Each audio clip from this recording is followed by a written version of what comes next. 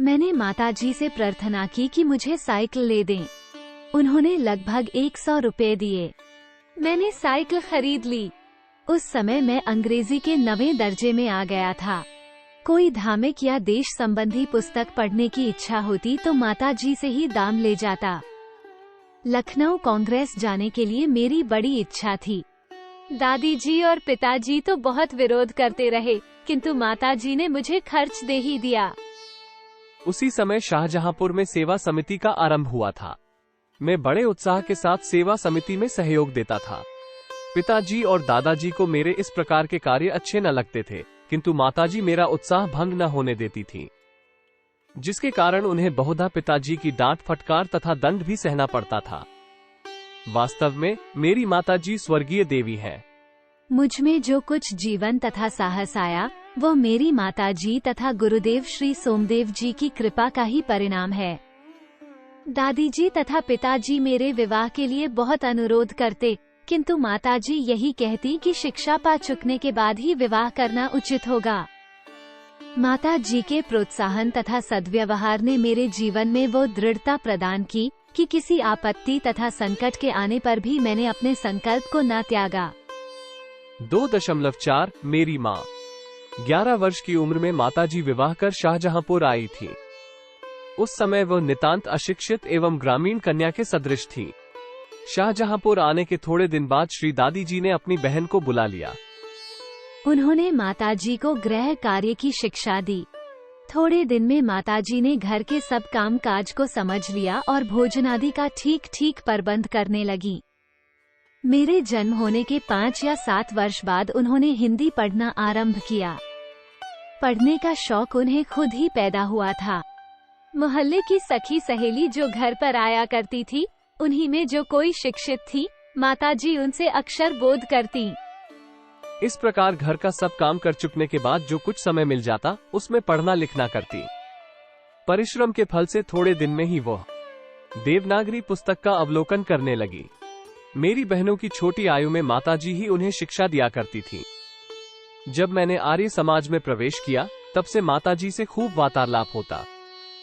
उस समय की अपेक्षा अब उनके विचार भी कुछ उदार हो गए हैं। यदि मुझे ऐसी माता न मिलती तो मैं भी अतिसाधारण मनुष्य की भांति संसार चक्र में फंसकर जीवन निर्वाह करता। शिक्षादि के अतिरिक्त क्रांतिकारी जीवन में भी उन्होंने मेरी वैसी ही सहायता की है जैसी मेजनी को उनकी माता ने की थी। जिसेप्पे मैत्सिनी इटली के एक प्रसिद्ध क्रांतिकारी थे जिन्होंने उत्तरी व दक्षिणी इटली के एकीकरण के लिए आंदोलन किया था। यथासमय में उन सारी बात का उल्लेख करूंगा। माताजी का सबसे बड़ा आदेश मेरे लिए ये था कि किसी की प्राण हानि न हो। उनका कहना था कि अपने शत्रु को भी कभी प्राण दंड न देना। उनके इस आदेश की पूर्ति के लिए मुझे मजबूरन 2-1 बार अपनी प्रतिज्ञा भंग भी करनी पड़ी थी। जन्मदात्री जननी, इस दिशा में तो तुम्हारा ऋण परिशोध करने के प्रयत्न का अवसर न मिला। इस जन्म में तो क्या, यदि अनेक जन्म में भी सारे जीवन प्रयत्न करूं तो भी मैं तुमसे उऋण नहीं हो सकता। जिस प्रेम तथा दृढ़ता के साथ तुमने इस तुच्छ जीवन का सुधार किया है वो अवर्णनीय है। मुझे जीवन की प्रत्येक घटना का स्मरण है कि तुमने किस प्रकार अपनी देव वाणी का उपदेश करके मेरा सुधार किया है। तुम्हारी दया से ही मैं देश सेवा में संलग्न हो सका। धार्मिक जीवन में भी तुम्हारे ही प्रोत्साहन ने सहायता दी। जो कुछ शिक्षा मैंने ग्रहण की उसका श्रेय तुम्ही को है। जिस मनोहर रूप से तुम मुझे उपदेश करती थी उसका स्मरण कर तुम्हारी मंगलमयी मूर्ति का ध्यान आ जाता है और मस्तक नत हो जाता है। तुम्हें यदि मुझे ताड़ना भी देनी हुई तो बड़े स्नेह से हर एक बात को समझा दिया। यदि मैंने धृष्टतापूर्ण उत्तर दिया तब तुमने प्रेम भरे शब्द में यही कहा कि तुम्हें जो अच्छा लगे वह करो, किंतु ऐसा करना ठीक नहीं, इसका परिणाम अच्छा न होगा। जीवनदात्री, तुमने इस शरीर को जन्म देकर केवल पालन पोषण ही नहीं किया किंतु आत्मिक तथा सामाजिक उन्नति में तुम ही मेरी सदैव सहायक रही। जन्म जन्मांतर परमात्मा ऐसी ही माता दे। महान से महान संकट में भी तुमने मुझे अधीर न होने दिया। सदैव अपनी प्रेम भरी वाणी को सुनाते हुए मुझे सांत्वना देती रही।